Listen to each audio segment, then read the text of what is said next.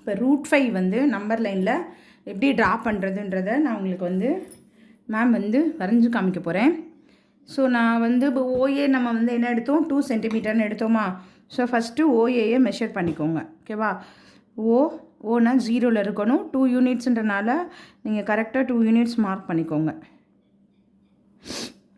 Mark பண்ணிட்டீங்களா? நல்லா பாருங்கள் மேம் எப்படி மார்க் பண்ணியிருக்கேன்னு. ஸோ ஓஏ 2 சென்டிமீட்டர்னால நம்ம இப்படி மார்க் பண்ணியிருக்கோம். இது ஓ, இது ஏ, இது மொத்த அளவு 2 யூனிட்ஸ் மார்க் பண்ணிட்டீங்களா? இது வந்து நமக்கு ரைட் ஆங்கிள் ட்ரையாங்கிளோட பேஸு. புரியுதா நான் சொல்கிறது? ஸோ அதனால் நம்ம என்ன பண்ணிக்கணும் அப்படின்னா, 2 பக்கமும் லைனை எக்ஸ்டெண்ட் பண்ணிக்கோங்க. ஏன்னா நம்பர் லைன் தானே இது. ஸோ நம்பர் லைனோட நீங்கள் வந்து ரைட் சைடு வந்து ப்ளஸ் நம்பரும் லெஃப்ட் சைடு வந்து நெகட்டிவ் நம்பரும் மார்க் பண்ணிக்கணும். ஸோ ஒரு யூனிட் இங்கே 3, ஸோ இங்கே 4, இங்கே 5. இது வந்து இங்கிட்ட லெஃப்ட் சைடு -1 -2. ஏன்னா நம்பர் லைன் மேலே தான் நமக்கு ரைட் ஆங்கிள் ட்ரையாங்கிள் ட்ரா பண்ண போகிறோம்.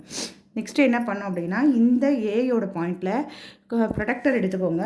ப்ரொடக்டரோட இந்த சென்டர் லைனும் ஏயோட லைனும் கரெக்டாக ஃபிட்டாக வர மாதிரி ஃபிட் பண்ணுங்கள். ஃபிட் பண்ணிவிட்டு நீங்கள் என்ன பண்ணணும், 90 டிகிரி மார்க் பண்ணிக்கோங்க. 90 டிகிரி மார்க் பண்ணியாச்சா? நெக்ஸ்ட்டு ஸ்டெப் என்ன பண்ணோம் அப்படின்னா, நமக்கு ஏபி எவ்வளவு, 1 சென்டிமீட்டர். பர்பெண்டிகுலர் நம்ம அதானே எடுத்திருக்கோம், 1 சென்டிமீட்டர் எடுத்திருக்கோம். ஸோ காம்பஸோட ஒரு சைடு ஸ்கேலில் 0லையும் பென்சிலோட ஒரு சைடு வந்து 1லையும் இருக்கிற மாதிரி மெஷர்மெண்ட் எடுத்துடணும். புரியுதா நான் சொல்கிறது? இப்படி ஸ்கேல் வச்சு ஸ்கேலில் மெஷர்மெண்ட் எடுங்க. காம்பஸோட ஒரு சைடு 0லையும் பென்சிலோட ஒரு சைடு 1லையும் இப்படி இருக்கிற மாதிரி மெஷர்மெண்ட் எடுத்துக்கோங்க.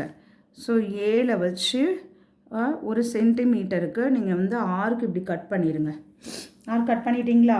இப்போ என்ன பண்ணுறீங்க அப்படின்னா, இந்த பெர்பெண்டிகுலர் அந்த 90 டிகிரி மார்க் பண்ணோம்ல, ஸோ அந்த லைனையும் இந்த ஏயையும் கரெக்டாக ஜாயின் பண்ணுங்கள்.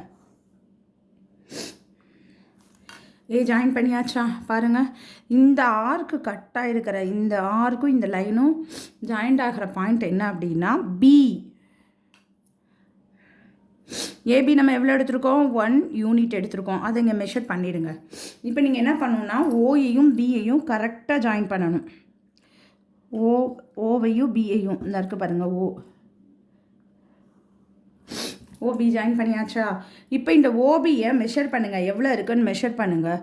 கரெக்டாக எனக்கு எவ்வளோ வருது, 2.2 மீட்டர், 2.2 சென்டிமீட்டர் வருது. அப்போ √5 = 2.2 சென்டிமீட்டர் கரெக்டாக வருது.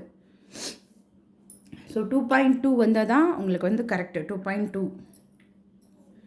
நெக்ஸ்ட்டு என்ன பண்ணோன்னா, இந்த ஓபி எவ்வளோ வந்திருக்கு, 2.2 வந்திருக்கா? ஸோ அப்போ இந்த ஓபியை அப்படியே மெஷர் பண்ணுங்கள் காம்பஸில். மெஷர் பண்ணிட்டீங்களா? ஸோ மெஷர் பண்ணிவிட்டு இந்த ஓலை நீங்கள் வந்து காம்பஸை வச்சுட்டு அப்படியே நீங்கள் வந்து ஒரு ஆர்க்கு இப்படி கட் பண்ணுங்கள். கட் பண்ணிட்டீங்களா? ஸோ இந்த ஆர்க்கு 2.2க்கு நீங்கள் கட் பண்ண இந்த ஆர்க்கும் இந்த நம்பர் லைனோட லைனும் ஜாயின் ஆகிற இந்த பாயிண்ட்டை சீனு மார்க் பண்ணுங்கள். புரிஞ்சுதா? ஸோ இப்போ ஓபி எடுத்து எழுதுங்க, ஃபைனலாக எடுத்து எழுதுங்க. ஓபி = √5. √5 அளவு 2.2 யூனிட்ஸ். புரிஞ்சுதா? ஸோ இதே மாதிரி தான் நீங்கள் வந்து √2க்கும் பண்ணணும். ஸோ இப்போ மேம் சொல்லி கொடுத்த மாதிரி நீங்கள் √2க்கும் ஒர்க் அவுட் பண்ணுங்கள். இந்த யூனிட்ஸ்லாம் எழுதியிருக்கணும். ஓஏ எவ்வளவு, ஓபி எவ்வளவு, ஓசி எவ்வளவு, எல்லாத்தையும் நீங்கள் மெஷர் பண்ணியிருக்கணும். ஓபி வந்து 2.2, ஓஏ வந்து 2 யூனிட்ஸு, ஏபி வந்து 1 யூனிட்ஸு. ஸோ இதெல்லாம் எடுத்து எழுதிடுங்க. ஸோ இந்த ஏபி வந்து 1 யூனிட். இதே மாதிரி √2க்கும் நீங்கள் ட்ரா பண்ணிவிட்டு எனக்கு சென்ட் பண்ணுங்கள். Okay, thank you students.